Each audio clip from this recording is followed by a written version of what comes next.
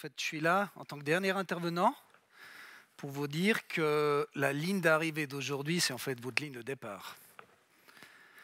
Je mets en fait ce gilet que j'ai reçu il y a 5 jours de mon épouse, parce que je me suis fait allumer plusieurs fois durant la journée.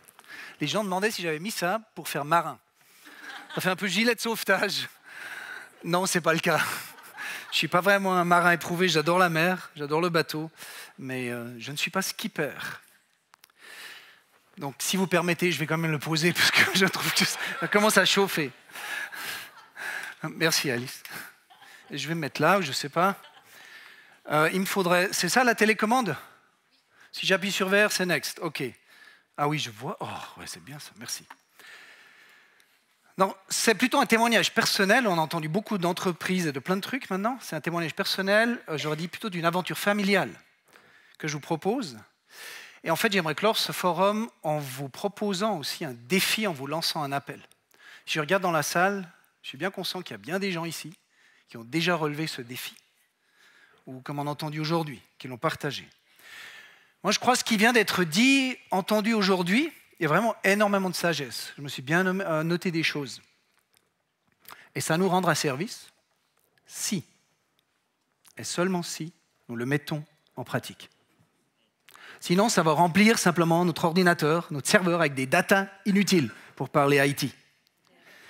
Tout ce qui vient d'être dit est important pour nous permettre d'aller au large, d'oser faire la course, comme le disait le premier des intervenants. Alors, le défi, il est trop simple. Vous le voyez sur les écrans. C'est quelque chose que je me suis noté il y a bien des années dans mon carnet, on appelle ça ce carnet de prière, enfin, mon journal intime de prière. Avec Jésus, j'avance au large en confiance. C'est en fait ça le défi que je vous propose. Il n'y a pas quelque chose qui vous dérange quand vous voyez ça? Les bouées. Ouais, exactement. Il semble avoir un décalage entre la phrase, mon statement, et puis quelque part mon arrière, enfin l'image de fond là. Parce que ouais, bouée, ça fait l'eau très limpide, piscine chauffée, on s'amuse, on patauge. Donc il faudrait plutôt une image d'arrière-plan de ce style, non? Ah, voilà. Donc si on parle du large, c'est plutôt ceci. Alors c'est quoi le large, pour rester dans notre façon imaginée parler? Le large, je crois, c'est l'endroit où vous êtes hors de la zone de confort. J'ai pas fait beaucoup de turns. Mais là que je me rappelle bien, aux Caraïbes, il y avait une énorme différence entre être autour des îles, caché un peu par des îles, ou vraiment avancer au large de la mer des Caraïbes. Ça change tout. C'est hors de la zone de confort, c'est l'endroit où vous n'avez plus tout sous contrôle. Personne ne gère l'océan, à ce que je sache comme ça. C'est un endroit qui n'est pas vraiment prévisible. Et c'est surtout un endroit où tu es livré à toi-même. Je veux dire, si tu vois sur ton radar, météo 1, tempête, quand tu es dans la zone côtière, tu fais quoi? Tu cherches un port, une crique, une baie, un truc du style, pour te protéger un peu. C'est assez efficace. Mais quand tu es vraiment au large, tu n'auras pas le choix. Tu vas y passer. Et tu survivras ou tu couleras. Mais la tempête arrivera. Donc, tu es livré à toi-même. Donc, c'est aussi l'endroit où il faudra résoudre les problèmes soi-même. C'est l'endroit où il faut être autonome. Quelle que soit la taille de ton bateau, il faudra être autonome, ou l'équipage devrait être autonome, indépendant. Si une voile, une toile se déchire, un moteur qui péclote, il faudra savoir réparer ou bricoler. Pour ceux qui ont suivi, moi ce que j'ai adoré, c'est Vendée Globe, hein, même dans le domaine médical ou autre, ces gars ils sont tellement loin dans le large, enfin tellement au large, que le temps qu'arrivent les secours, en fait, ça touche au miracle. Il faut se démerder, pour parler genevois. Au large, peut-être une troisième dimension, c'est l'endroit où tu es toujours en mouvement. On ne peut pas stopper. Ça ne sert à rien de jeter l'ancre. Vraiment pas. Ça bouge tout le temps d'une manière ou d'une autre. Ça ne signifie pas qu'on ne peut pas se reposer. Il faut savoir profiter, suivant la météo, de se dire « Ah, ouf, ça c'est le moment où je vais me reposer ». Mais ça bouge tout le temps, d'une manière ou d'une autre, avec ou sans moteur, avec ou sans voile. C'est un peu ça le large. Alors le large, dans cette image, c'est quoi dans notre vie? On n'est pas tous des marins. Enfin, on n'a pas tous un gilet comme ça. Moi, je pense que le large, il représente en fait ce que j'appellerais les grandes aventures de nos vies, ou comme on a entendu en particulier cet après-midi, les grands défis. Et si nous suivons les traces de Jésus, du Messie, celui qui dit de lui-même qu'il est fils de l'homme et fils de Dieu, juste pour vous donner le profil de sa personnalité,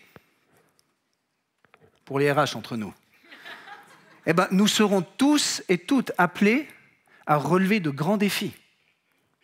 Les aventures d'Abraham, de David, d'Esther, de Ruth, de Johannes, de Björn, enfin, les apôtres, ce n'étaient pas des hommes et des femmes exceptionnels, en tout cas au début. Mais ils étaient appelés à marcher sur des sentiers qu'ils n'auraient souvent pas choisis eux-mêmes, à s'aligner sur un cap qu'ils n'avaient pas vraiment défini eux-mêmes. Si on pense à David, entre le moment où un prophète lui dit « Ouais, tu seras roi sur Israël », et le moment de son intronisation, mais d'abord il est devenu musicien à la cour, en train d'essayer de calmer quelqu'un qui avait quelques problèmes psychopathiques, il a dû affronter des géants, il s'est marié, il a fait la guerre, il s'est caché X fois, il s'est réfugié dans des cavernes. Je ne suis pas sûr qu'il ait choisi ce truc et puis qu'il pensait « Ah oui, c'est clair, roi, j'ai compris, tac, tac, tac ». C'est des chemins, des caps qu'ils ont suivis profondément, mais qu'ils n'avaient pas choisis. Mais ce faisant, et je me permets de vous montrer le titre de cette célèbre, ou les paroles de cette célèbre chanson, ils sont devenus waymakers, miracle workers, promise keepers and lights in the darkness.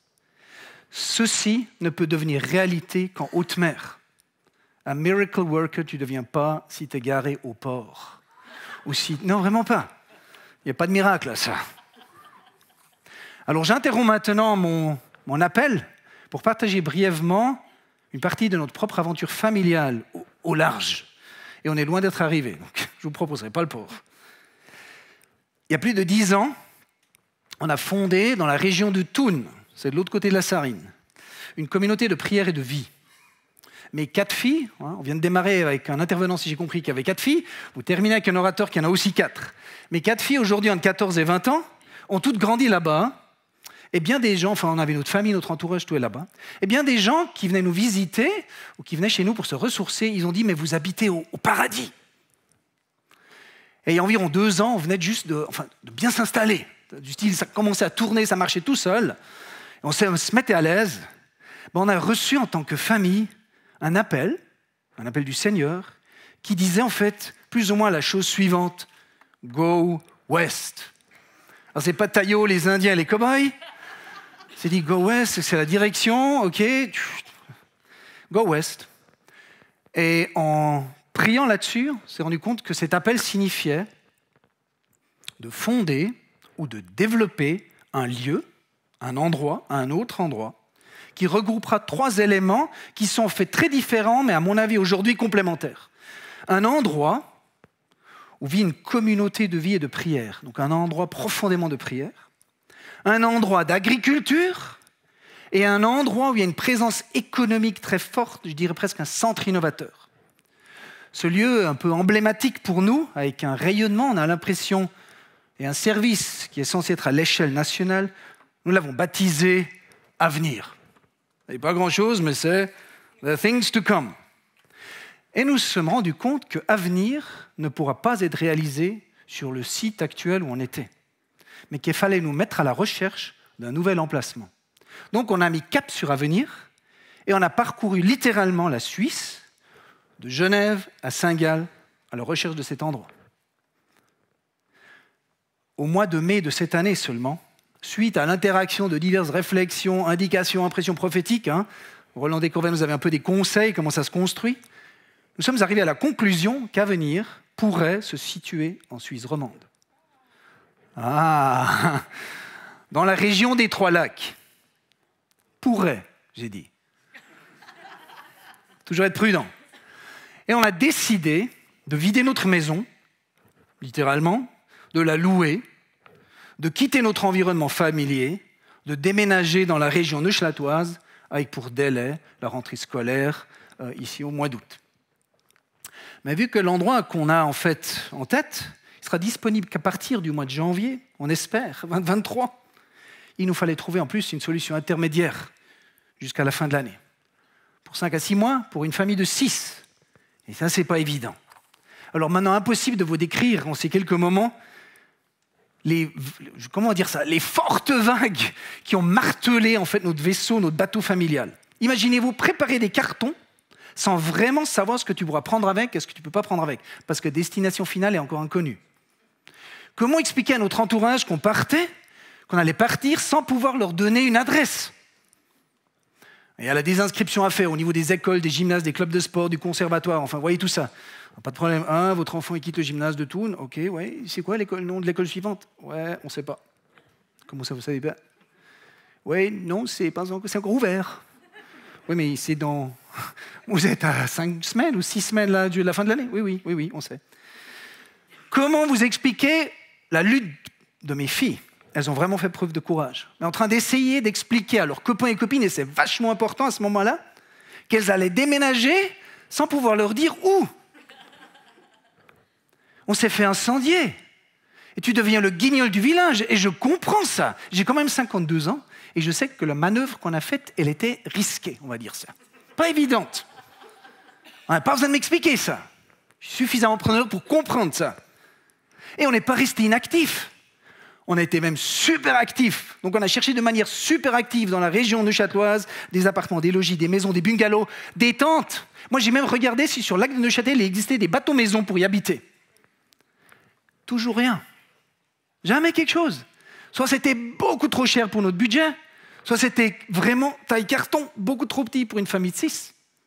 Toujours rien.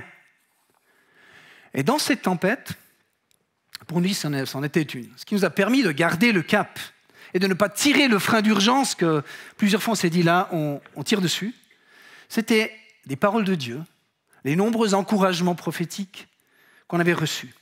Avant tout, et ça pour nous c'était important, par des connaissances qui ne faisaient pas partie de notre entourage proche, qui ne savaient même pas, qui ne connaissaient pas notre situation et qui n'étaient pas au courant, j'aurais dit, de la situation un peu délicate actuelle des frais.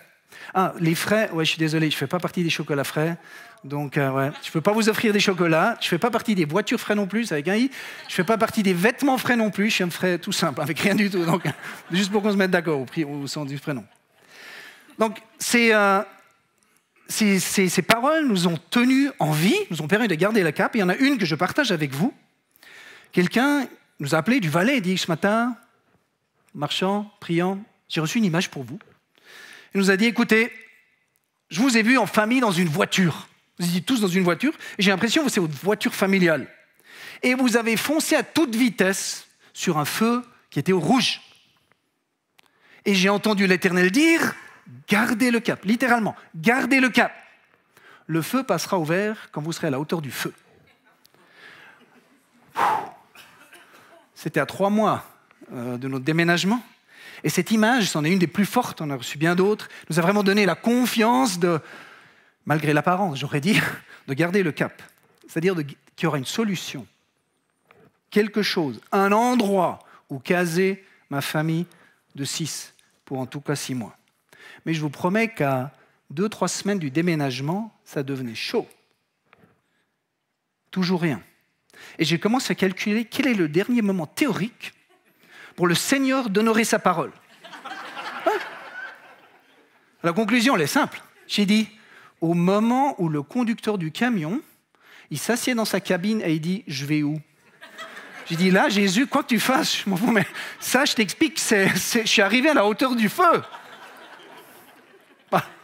Oui, je dis qu'elle ne peut pas tourner en rond. On n'en a pas été jusque-là.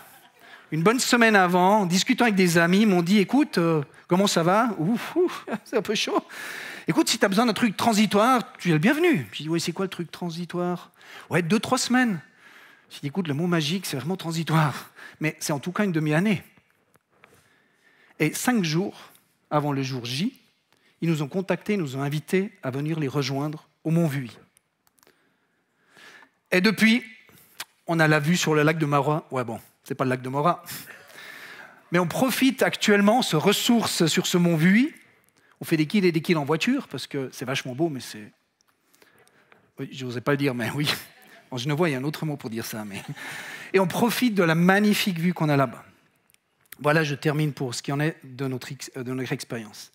Ce que j'aimerais maintenant, pour terminer, partager avec vous, c'est quoi les deux éléments peut-être clés que j'aimerais relever. La première chose, c'est que le cap à suivre, il est fixé par le pilote de navigation. Dans les eaux côtières ou en haute mer, dans des endroits très difficiles, souvent monte un pilote de navigation à bord, c'est lui qui prend les commandes, parce que c'est lui qui sait comment gérer. Et moi, je suis convaincu que si nous vivons vraiment à la suite de Jésus, c'est l'Éternel qui fixera le cap. Alors oui, il faut apprendre à aligner notre boussole sur, quelqu'un des intervenants avait dit, sur l'aimant en dessous. Mais vous voyez, Jésus lui-même, dans des moments très difficiles de sa vie, a dit non sa volonté, mais celle de son Père devait se réaliser. Et cela n'a pas changé. Cela ne sera pas notre volonté, mais celle de l'Éternel ou pas. Ce sera notre choix. Et la deuxième chose, c'est le seul moyen de ne pas perdre l'espoir dans ce genre de tempête et de surmonter les difficultés du grand large, c'est de faire confiance à ce pilote. Et j'ai bien aimé la parole, je crois que c'était de Björn, je l'ai noté, confiance et mettre la foi en action. Je crois que c'était le deuxième élément clé. On n'a pas douté de Jésus, même si j'ai expliqué que le feu se rapprochait rapidement. Pourquoi je vous lance, pour terminer maintenant, ce défi d'oser de vous avancer au large? Parce que je crois que l'aventure de nos vies, l'aventure de vos vies, les grands défis de vos vies, Moïse dans le désert, ça vous attend, ça nous attend au grand large. C'est loin des ports et c'est loin des zones côtières. C'est une magnifique aventure quand elle est terminée et que vous la racontez ou que vous écrivez un bouquin. Mais quand vous y êtes, c'est difficile. Et la deuxième raison pourquoi j'aimerais vous passer cet appel, c'est que je pense que la situation actuelle, mois d'octobre, 21e siècle, l'année 2022, est un moment de choix pour apprendre à s'avancer au large. Alors, je vous partage ma perspective, vous n'avez pas besoin de les partager, mais pour moi, les indicateurs actuels, économiques, sociopolitiques et pourquoi pas prophétiques, ils indiquent tempête. Et ce n'est pas d'alarmisme. Un ami à moi qui est dans le café, l'énergie qu'il a besoin pour produire son café, une augmentation de 400%, ça va avoir des répercussions. Ce n'est pas à faire peur, c'est juste oser regarder la réalité telle qu'elle est. Il n'y a pas besoin d'apocalypse, qu'on soit clair. Mais si vraiment le temps se gâte, et si nous sommes appelés à être ce que certains disent des bateaux de sauvetage, des porteurs d'espoir, alors j'aimerais vous dire, c'est au large que ça se passe. Durant une tempête, c'est en haute mer que les bateaux sombrent et les gens se noient. Il faudra donc oser sortir. Ou bien, si vous préférez cette approche, si nous sommes appelés à pêcher les gros poissons, c'est au large qu'il faudra jeter les filets. Donc je vous incite même à devenir ce que nos frères et sœurs outre-Saharine diraient, un mot vachement dur, essayez de prononcer ça. Hochseetüchtig. C'est incroyable. L'allemand a la qualité d'agglutiner des termes. Hochseetüchtig. Alors l'anglais, ça va un peu mieux, ocean going or sea going. En français, on dirait apte à la navigation en haute mer. Ah, c'est une mélodie, non? Mon épouse n'est pas là, donc je peux me permettre ce genre de remarque parce qu'elle est suisse alémanique.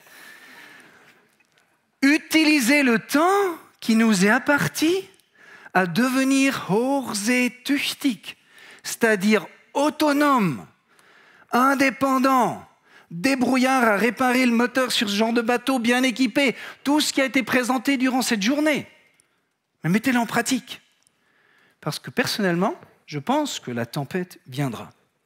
Ou bien, vous recevrez un appel comme la famille Frey, un appel à relever un défi au grand large.